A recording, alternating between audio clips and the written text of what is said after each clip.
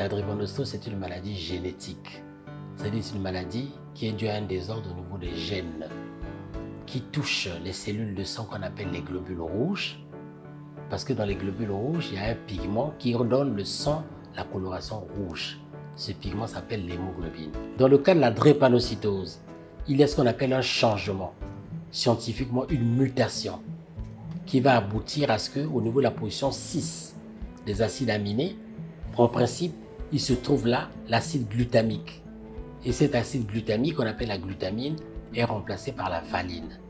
Et à partir de là, ce remplacement dans cette position déconfigure la structure de l'hémoglobine. Et au lieu que ce soit l'hémoglobine A adulte normale, qu'on appelle le A, cette hémoglobine devient l'hémoglobine S.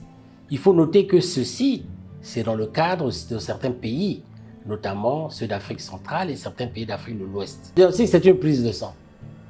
Cette prise de sang peut être faite avant la naissance, à la naissance ou après la naissance. Le fait que les enfants et les patients disciplinés sont pris en charge régulièrement. Le fait qu'il y a des nouvelles alternatives de traitement. Mais il n'y a plus de problème. Parce que moi, je fais dire aux gens que moi, dans mon expérience, dans d'autres pays, les collègues ont d'autres expériences. Dans mon expérience du Congo, le patient drépanocytaire le plus âgé, il a 81 ans de sexe masculin. Et de sexe féminin, elle a 80 ans. Elle a eu près de 5 ou 6 enfants avec elle dans la vie. Donc, par conséquent, on ne peut plus stigmatiser en disant que la maladie, elle tue tôt. Elle tuait tôt. Parce qu'on ne la dépistait pas tôt. Dans les districts sanitaires en Afrique et particulièrement au Congo, où les efforts sont faits, nous arrivons à réduire le poids de la mortalité et surtout la morbidité due à la drépanocytose. Il y a celle du traitement qui guérit, c'est la prévention. Mais il faudrait que les jeunes qui apprennent à vivre, à être amoureux, fassent leur dépistage de l'hémoglobine par l'électrophorèse. Qu'ils sachent que oui, je porte le trait S, je suis partiel.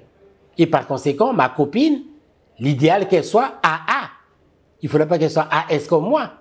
Parce que si tous les deux portent le gène S, on pourra donner un enfant qui a une forme totale de la maladie. 75 ans au service des communautés. L'OMS a 75 ans au service de ses communautés.